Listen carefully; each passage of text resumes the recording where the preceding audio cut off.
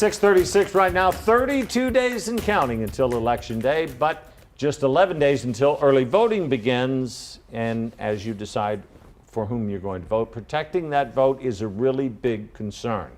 Erica Zucco joins us now. And Erica, they are putting some new measures in place to try to give you a little more comfort anyway. Yeah, Barry, the Bexar County Elections Department says that they've launched an online mail-in ballot tracker so people can see where their application is and then where their ballot is in the process. And the governor has also issued a new executive order, though there is some debate over the specifics of that. I want to break down for you what we learned from the Bexar County Election Administrator in a news conference yesterday, as well as what we learned from the governor.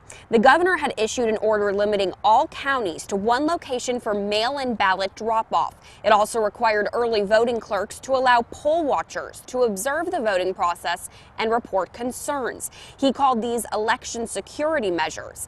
Bexar County already only had one location for ballot operations, so it won't impact those. But the ACLU of Texas says it believes it could suppress votes in places where it does happen.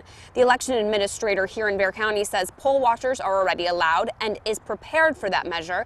She also announced the office has launched a mail-in ballot tracker, as I mentioned, for people who are wondering whether their application made it through and when it's coming. You can find that on the county website.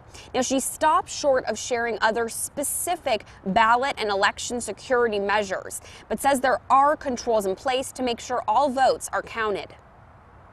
I feel very, very comfortable and confident in the procedures that we have to keep the election secure. I don't want to go down the path of sharing with everyone what we do. I don't want to tell them all the things we have in place.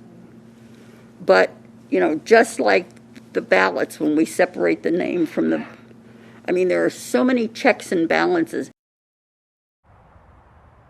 And some updated numbers for you as well. They say that they've issued about 60,000 mail-in ballots across Bexar County so far. They have about 25 to 30,000 more in the queue, and there is still some time to send in your application for a mail-in ballot if you do want one of those. Reporting in San Antonio, Erica Zucco, KENS 5 Eyewitness News.